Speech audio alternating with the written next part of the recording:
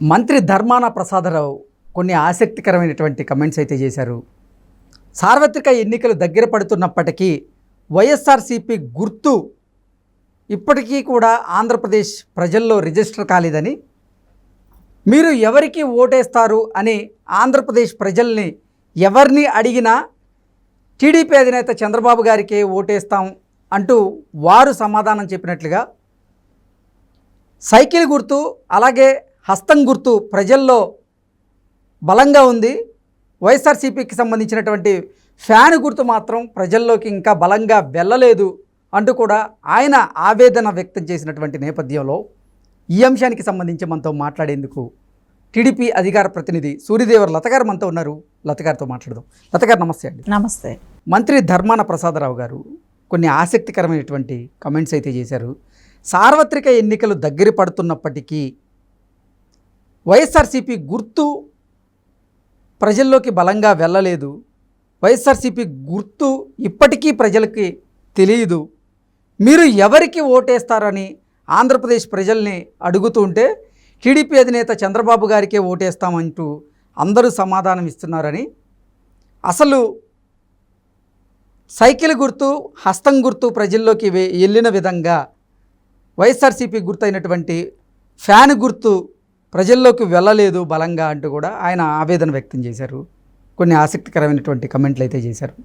ఏంటి అసలు ఏం జరుగుతుంది ఆంధ్రప్రదేశ్లో? ఆయన ఎందుకు ఇటువంటి కమెంట్స్ చేయాల్సి వచ్చింది, ఆ పరిస్థితి ఎందుకు వచ్చింది అంటే ఏం చెప్తారు? ఆయన ధర్మాన గారు సీనియర్ పొలిటీషియన్. ఆయనకి ఎన్నో ఎలక్షన్స్ చూసే ఉంటారు. గతంలో మినిస్టర్గా చేశారు. సో ఎప్పుడు కూడా ఆయనకి ఎలక్షన్లు అనేది నేను అనుకుంటా బహుశా 40 yearsగా ఆయన ఉండొచ్చేమో, ఎలక్షన్ ఇట్లా చూసుండొచ్చు, పొలిటికల్గా ఆయన ఉండొచ్చు. అలాంటి టైంలో ఆయనకి ఈ టర్మ్ ఎలా అనిపిస్తుంది అనేది ప్రజల్లో ఆయనకి స్పష్టంగా కనపడుతుంది.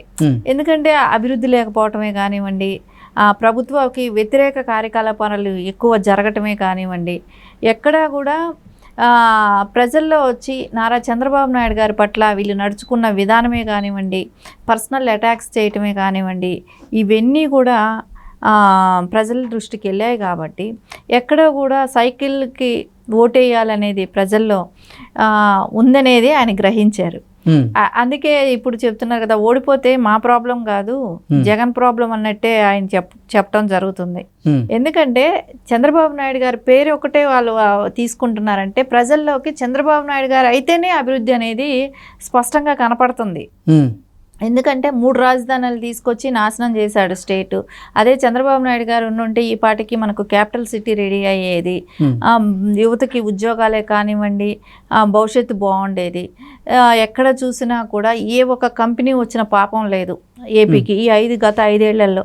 ఈ రోడ్లు కానివ్వండి, రోడ్లు మహా నరకం లాగా ఉంది. ఏ రకంగా అంటే అసలు నడుములు పోతాయన్నమాట విలేజ్లో అంతా వెళ్ళటానికి. ఎప్పుడు చంద్రబాబు నాయుడు గారు ఉన్నప్పుడు ఏమంటే రవాణా వ్యవస్థలో కూడా అసలు పక్క పల్లెటూరుకి వెళ్తుంటే కూడా చక్కగా తార్ రోడ్లు, అంత చక్కగా ఎక్కడ డిస్టర్బెన్స్ లేకుండా వెళ్ళేవాళ్ళు. అలాంటిది ఇప్పుడు చూస్తుంటే ఒక చెరువుల్లో చిన్న చిన్న గుంటలు గుంటలు గుంటలు గుంటలు అట్లాగే తయారైపోయాయి. ఇంకా అసలు వర్షాల టైం అయితే ఇంకా అసలు పాపం అది రోడ్లో వెళ్తున్నారా గుంటల్లో వెళ్తున్నారా ఏమీ కూడా తెలియదు, మొత్తం నీరు నిండిపోయి ఉంటుంది. ఎంతమంది వెహికల్స్ ఇరుక్కుపోవటమే, చచ్చిపోవటము, పడిపోవటము, ఇదే పరిస్థితి ఉంటుంది. ఇవన్నీ కూడా ప్రజలకి అబ్బా ఎప్పుడు 5 ఏళ్ళు వస్తుందా, ఎప్పుడు మళ్ళా ఎలక్షన్స్ వస్తాయి అన్న కాసు కూర్చున్నట్టు మనకి ఇప్పుడు తెలుస్తుంది కదా వాళ్ళ ఒపీనియన్. ఇప్పుడు మంగళగిరికి నిన్న వెళ్ళారు లావణ్య, వీళ్ళందరూ ప్రచారానికి వెళ్తే ఆర్ల రామకృష్ణారెడ్డి అక్కడ ఓపెన్గా చెప్తున్నారు, మీకు ఎందుకు ఓటేయాలి, మిమ్మల్ని నమ్మి ఓటేసిన దానికి రాజధాని అని చెప్పేసి క్యాపిటల్ సిటీ అని చెప్పి నేను వచ్చాక డెవలప్ చేస్తానని జగన్మోహన్ రెడ్డి మాట ఇచ్చినాడు. ఇచ్చిన తర్వాత దాన్ని నెరవేర్చలేదు. కానీ తెలుగుదేశం బిఫోర్ చెప్పింది, ఎలక్షన్ బిఫోర్ కూడా చెప్పింది రాజధాని ఆగిపోద్ది, జగన్మోహన్ రెడ్డి కానీ వచ్చాడంటే సీఎం అయితే రాజధాని అయిపోతుందని చెప్పినా మేము నమ్మకుండా నీకు ఓటేసిన దానికి ఈరోజు మా పరిస్థితులు చూడు. ఒక టైంలో అమరావతి అంతా చుట్టుపక్కల కూడా స్క్వేర్ ఫీట్ 5,500 అలా పలికిన అపార్ట్మెంట్స్ ఈరోజు 3,000 రూపాయలకి కూడా అడిగేవాడు లేడు. సో మా భవిష్యత్ అంతా ఎంత అంధకారం అయిపోయిందని ఖచ్చితంగా వాళ్ళు ఎలక్షన్ క్యాంపెయిన్కి వెళ్ళిన చోట నిన్న ప్రచారం మొదలుపెట్టారు, నిన్నే స్టార్ట్ అయిపోయింది అడగటం. సో వాళ్ళు ఇంకా ఎలా ప్రజల్లో వెళ్ళి అడిగే ఇది చేస్తారు? సో ఒక నియోజకవర్గంలోనే అలా ఉంది. ధర్మాన గారు చెప్పారు. ఇప్పుడు ఇట్లా అంటే అసలు సంక్షేమ పథకాలు అంటే జగన్మోహన్ రెడ్డి అంటే సంక్షేమ పథకాలు అంటూ కూడా నిన్న మొన్నటి వరకు వైఎస్ఆర్సీపీ నాయకులైతేనేమి, వైఎస్ఆర్సీపీ అధినేత జగన్మోహన్ రెడ్డి అయితేనేమి వాళ్ళు డంకా బజాయించి చెప్తున్నటువంటి నేపథ్యంలో అసలు వైఎస్ఆర్సీపీకి సంబంధించినటువంటి పార్టీ గుర్తును కూడా జనాలు ఎందుకు గుర్తుపట్టలేకపోతున్నారు? ఆ పరిస్థితి అసలు వైఎస్ఆర్సీపీకి ఎందుకు వచ్చింది? అంటే సైకిల్ గుర్తుని, హస్తం గుర్తుని జనాలు గుర్తుపెట్టుకున్నంతగా అసలు ఫ్యాను గుర్తుని ఎందుకు గుర్తుపెట్టుకోలేదు? అసలు ధర్మాన ప్రసాదరావు గారు ఆ కమెంట్స్ ఎందుకు చేయాల్సి వచ్చింది అంటే ఏం చెప్తారు? ఖచ్చితంగా మనకి ఇక్కడ ఒకటి అర్థమవుతుంది కదా, ఎలక్షన్ బిఫోర్ ప్రజల్లో తిరిగాడు జగన్మోహన్ రెడ్డి. ఎలక్షన్ అయిన తర్వాత, సీఎం అయిన తర్వాత ఆయన ప్రజల్లో ఎక్కడున్నాడు? ఎప్పుడు తాడేపల్లి ప్యాలెస్, అప్పుడప్పుడు టైంపాస్ కన్నట్టు సెక్రటరియట్కి వెళ్ళడం, అంతే కదా.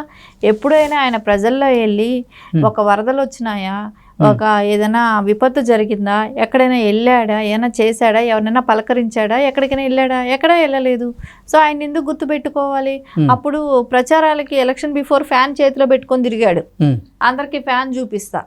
ఈరోజు ఏముంది, ఫ్యాన్కి సౌండ్ ఎక్కువ, గాలి తక్కువ అని అయిపోయింది. సో అదే ప్రజలు కూడా అదే నమ్మారు.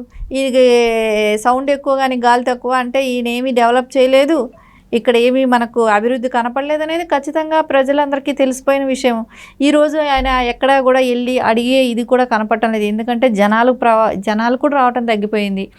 జగన్మోహన్ రెడ్డి ప్రచారాలకు వెళ్ళిన చోట అంత ఎవరు కూడా వచ్చి వినేటట్టు లేరు. స్పీచ్లు వెళ్ళిన నాయకులు ప్రచారాలకు వెళ్తే వాళ్ళు నిలదీస్తున్నారు.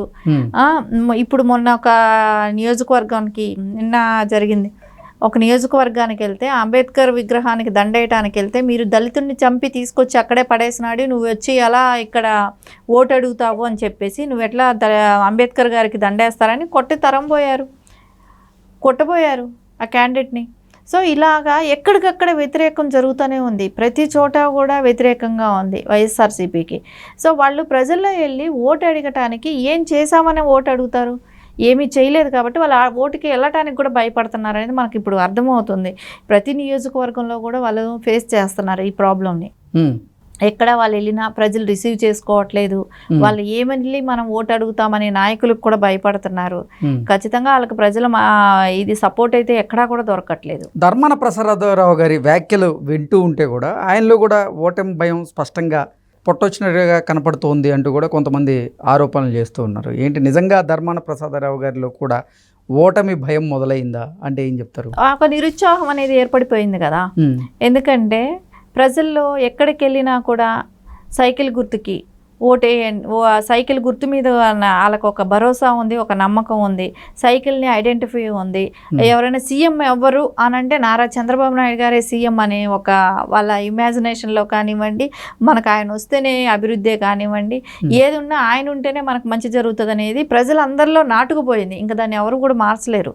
ఇంకా అది కూడా కాకుండా ఈ 5 ఏళ్ళు మనం జగన్మోహన్ రెడ్డికి అధికారం ఇచ్చి మన చేతులారా మనం మన రాష్ట్ర డెవలప్మెంట్ మనమే నాశనం చేసుకున్నాం అనేది ఇప్పుడు ప్రజలందరూ కూడా అది ఆలోచిస్తున్నారు. కాబట్టి ఖచ్చితంగా ధర్మాన గారికి ఒక ఐడియా, ఒక క్లారిఫికేషన్ అన్నీ వచ్చేసాయి.